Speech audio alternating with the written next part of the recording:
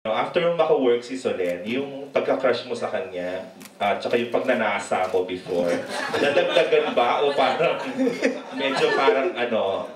Hindi kasi mas maganda yung ganun lang yung ano namin, kaibigan lang. Kasi si Solen, mas nakilala ko niya, ang sarap niya maging kaibigan. Marami kang matututunan sa kanya na akala ko kasi, syempre pag nakita mo sila, ang social-social. Hindi eh. Meron din pala siyang mga jologs na side eh. Oo, di ba? Na jologs na side. Gaya na. Marami itong ano eh. Napapatawa ako nito eh. May mga hirit to na ano eh. Na mga... Hindi, may mga hirit siya na bigla na lang yung susulpot na hindi ko alam sa niya nakuha yun. Kung saan niya nahukay yun na salita na yun na mapapatawa niya ako. Wow.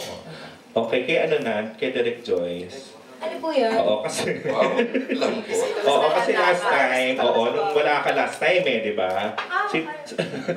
Sinabi ni Bong na ano, kumbaga, parang nahirapan talaga siyang gawin tong movie na to.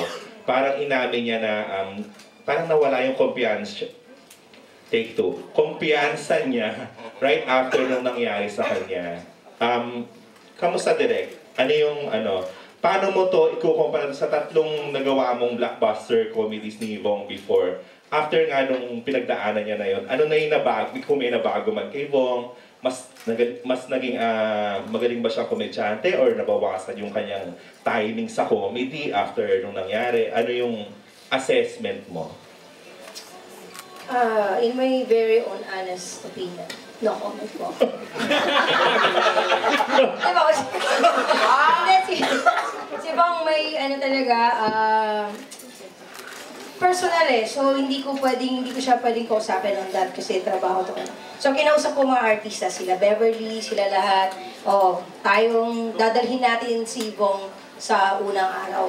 Ano lang yan, diesel yan. Iinit din yan. Ganun lang yung Tapos si Bong, kinausap ko na rin. Sabi ko, gusto kitang respetuhin, Bong, pero pag nirespeto kita, pangit, lalabas pelikula natin. So yun, kailangan ko siyang barubalin kahit kung ano man yung pinagdadaanan niya, dead ba na ako? Parang gano'n. Kasi kung hindi, wala. Malulungkot kami, mawawalang happiness ba? Yan. So yun lang, bali ganun yung pinagdaanan natin. Tapos naibigay naman niya yung hiningi mo sa kanya. Actually, mabuti na lang siguro talaga, no, si Solen at saka sila Smokey, sila Chong, kayo yung mga nakatrabaho niya. Kasi baka hindi ko rin kayanin kung ano lang. Kasi sila talagang parang wala. The moment na nagano na kami, wala na yung usap tungkol sa pangyayari. Bitaw na lahat. Oo. Puro tawanan, masaya. Ibang topic na. Okay. So bumalik pa rin yung galing ni Bong sa comedy. Hindi na ba nawala? Oo, nawala. Tsaka iba yung timing niya ngayon, mabilis. Mabilis na yung timing niya. Siguro, yun nga dahil sa showtime. Parang mabilis ang timing niya ngayon. Okay. Okay. Oo, medyo mabagal ka. Hindi kita pa rin sinabi sa akin. Slow ka rin natin. So bumilis siya ngayon? Oo, mabilis. Tsaka, iba yung niya. Ako nga yung naluma kasi hindi ako nag-Instagram, hindi nag-Twitter, wala ako sa social media. May Twitter ka? Hindi ako Instagram ka. Pinalo ko, sapay ka. Actually, ko. Hindi siya yun. Oo, pero Instagram siya yun.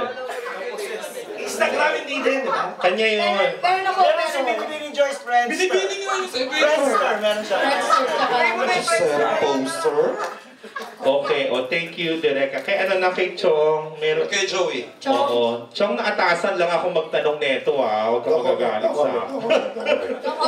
Nakakalaman controversial, mamaya na lang sa one-on-one. Check about the movie. Hindi, kamusta raw ang love life mo, Chong? Kasi mukhang ka ngayon, ang happy-happy mo. Actually, kuya, mapilok. Anong meaning doon? Wala. Aminin nyo na yung sa inyo ni Joy. Joy, kumamit ka ba? Ang susunod nga namin na movie ni Joey Marquez, mag-jowa na kami. Una-muna naging mag-ina.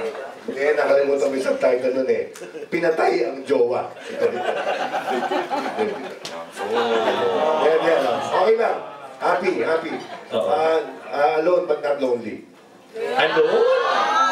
Parang hindi ka naman alone nung last time kita nakita.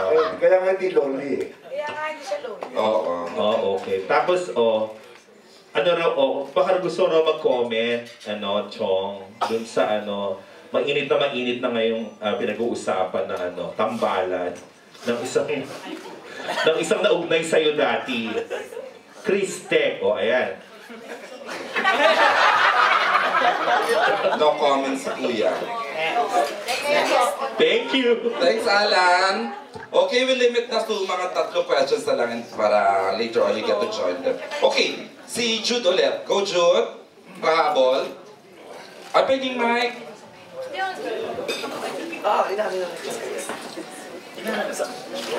For the one who crafted the story, kasi I've heard it was Ellen Adarna who was supposed to play the Ellen Adarna. Yes, of Solen. But suddenly something happened along the way. So was it difficult to adjust in crafting the character for Solen? No naman po, kasi po yung character po talaga, as is po talaga siya before pa eh. Kasi before pa mapunta kay kahit po kani-kanino. And as is Yun yung na yun. character na yun na yun. So actually si Solen yung magaling that she went into that character eh. Kasi crafted na naman siya beforehand pa. So there was no adjustments naman talaga. Kasi guided na ni Direct Joyce yung character niya when we were doing the story. Tsaka yung ko talaga, sa lahat ng mga artista na kinausap namin, ang ko talaga, kita yung panty. So, yun, si Solen naman, nagpakita agad talaga, totoo, ng panty. So, sabi ko, tanggap siya. Kasi Yun talaga? kung di pumayag si Solen, ako na po ang leading lady nito. Kasi nga, totoo yung sinasabi ni Direct Joyce. Ewan ko, hindi ko alam kung ano ang big deal sa mga actress ngayon or kung sino man yung mga inoperan. Sabi ko kay Direct Joyce, wala sabihin sa akin kung sino lang, kung minute lang ang ulo ko. Kung bakit